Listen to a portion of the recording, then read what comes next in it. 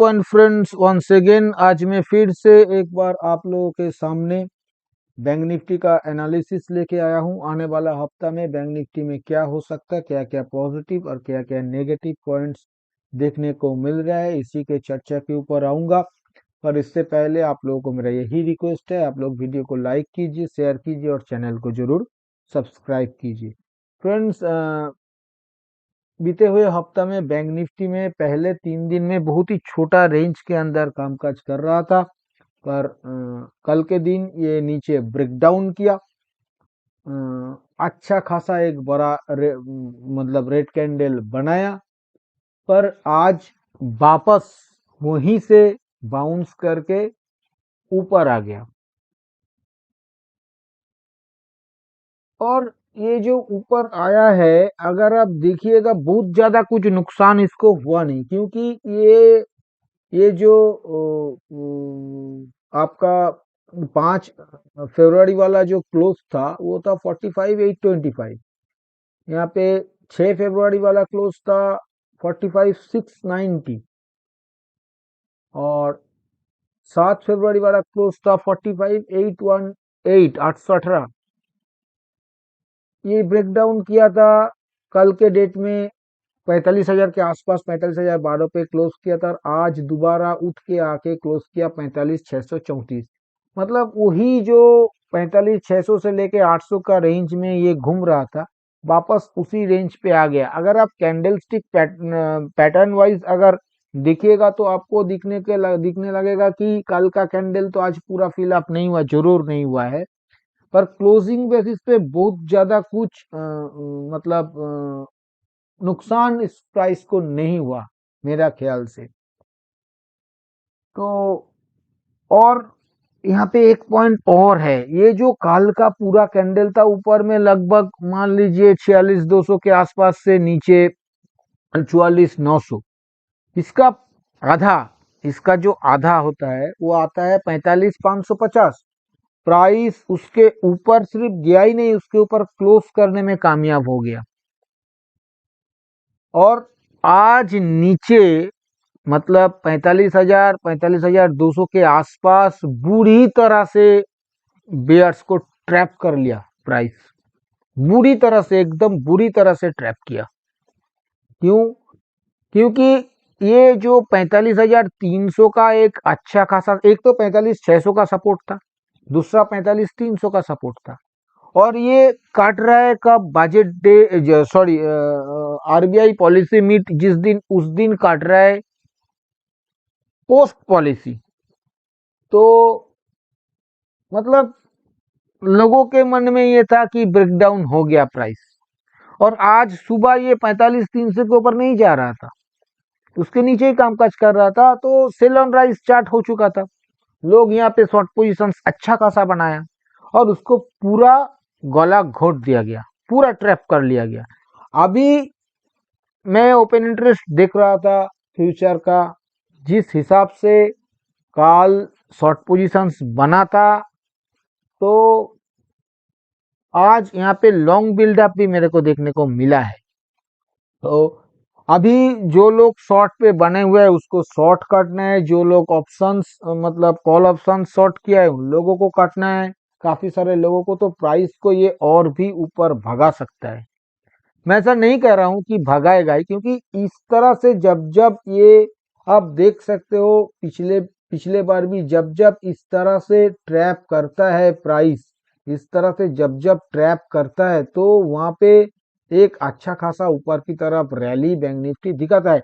सिर्फ इतना नहीं, इसके साथ साथ एक पॉइंट जो कि मैं निफ्टी का वीडियो में भी जिसका जिक्र अच्छा खासा किया है, वो पॉइंट ये है कि लगभग निफ्टी का सारे सेक्टर चल चुका है, एक ही सेक्टर नहीं चला है, और वो है प्राइवेट बैंक।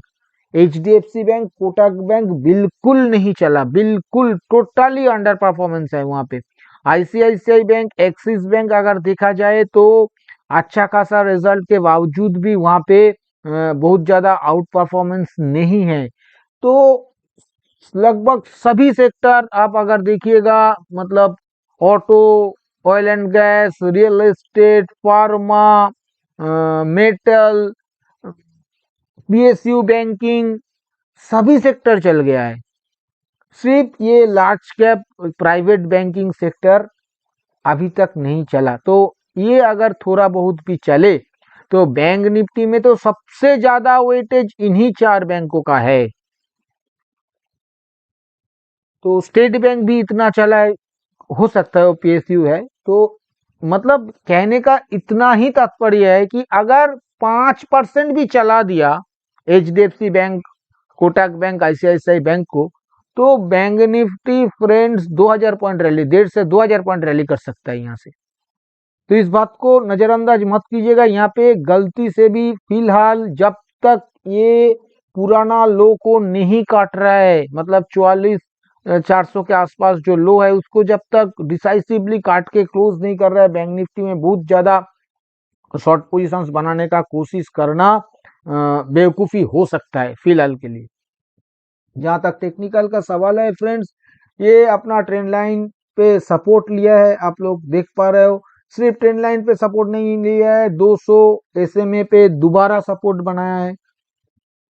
एक पहला दफा ऊपर से आके सपोर्ट बनाया था, दूसरा दफा लोअर टॉप बना के फिर सपोर्ट ले रहा है। हो सकता है यहाँ से एक और बाउंस मिले, जो बाउंस ये जो पुराना टॉप के आसपास, मतलब 46,900 के आसपास, 47 के आसपास एक बार लेके जा सकता है। क्यों ऐसा कह रहा हूँ, क्योंकि यहाँ पे अगर एक ट्रेंड लाइन आप ड्रॉ कीजिएगा, मैं दिखाने का कोशिश कर रहा हूँ, एक ट्रेंड लाइन अगर आप ड्रॉ कीजिएगा तो ये ट्रेंड लाइन मतलब यहाँ पे थोड़ा 2-4 दिन कामकाज करने के बाद ही प्राइस गिर गया।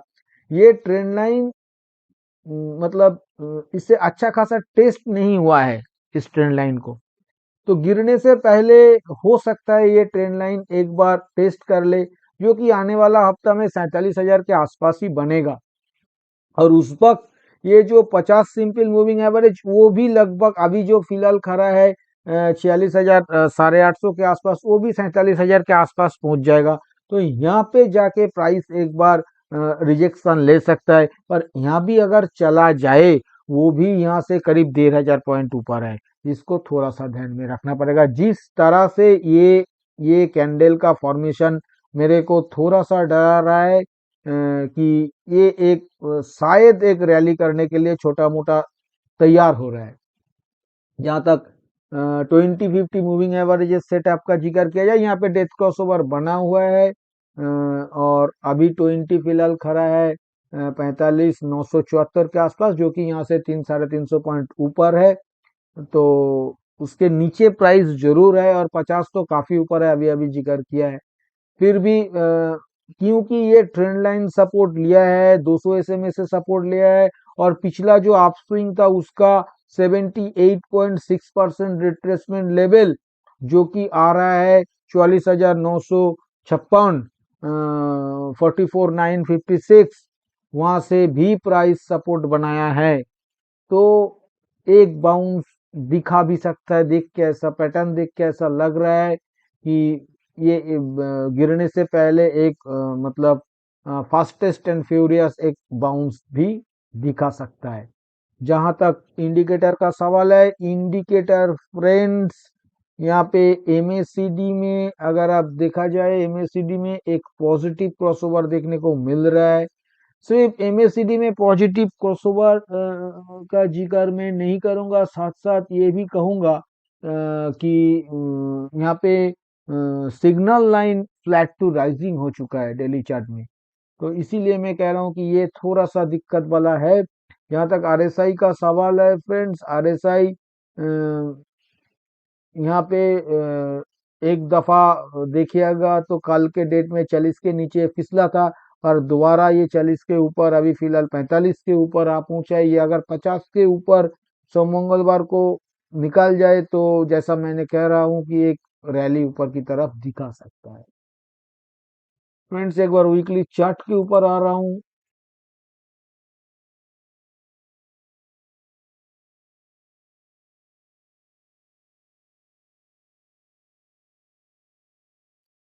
वीकली चार्ट में फ्रेंड्स जो देखने को मिल रहा है, देखिए यहाँ पे लोअर टॉप, लोअर बॉटम और लोअर क्लोजिंग वाला कैंडल ही है। कैंडल का साइज बहुत छोटा है, ट्रेंड लाइन के बहुत नजदीक है, पर ये अभी भी ट्रेंड लाइन को टच नहीं किया है इस फॉल में।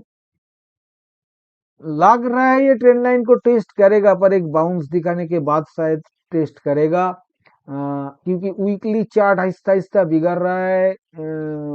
देखिएगा तो 20 सिंपल मूविंग एवरेज 2 हफ्ता पहले उसे काटा गया था, पिछले 2 हफ्ता से उसी को नेगोशिएट किया जा रहा है और 20 को फ्लैट बनाने का कोशिश भी किया जा रहा है।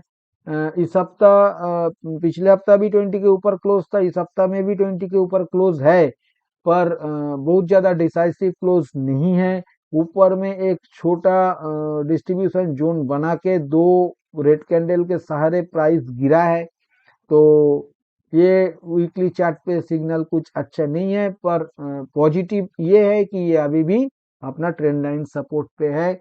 और एक बात और है कि ये पे यहाँ पे वीकली एमएसीडी पे एक डेथ क्रॉसओवर देखने को मिल रहा है, ये भी कुछ बताने का कोशिश कर रहा है। सिग्नल लाइन भी फ्लैट हो चुका है, तो थोड़ा वीकली चार्ट देख के थोड़ा सा कॉशस होना चाहिए, पर वीकली चार्ट एक दो दिन में एक्ट नहीं करता है, वीकली चार्ट एक्ट करने में 2-4 हफ्ता लगता है।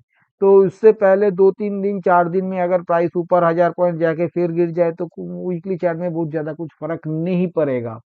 जहाँ तक आरएसआई का सवाल है फ्रेंड्स, आरएसआई 50 के ऊपर बना हुआ है, वीकली पे ठीक ठाक है, बहुत ज्यादा कुछ खराब नहीं है। एक बार ऑप्शन चेन फ्रेंड्स देख लेते हैं, ये बैंक निफ्टी करना पड़ेगा।